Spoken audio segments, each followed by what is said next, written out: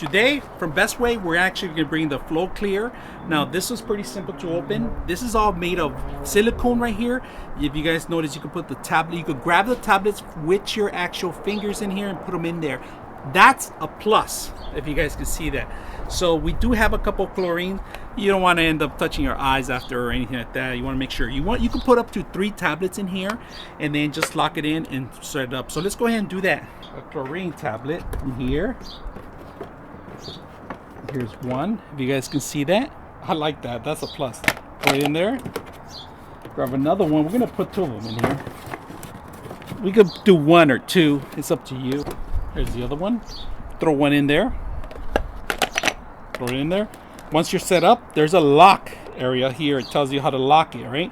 So you find the actual area here, if you guys can see that.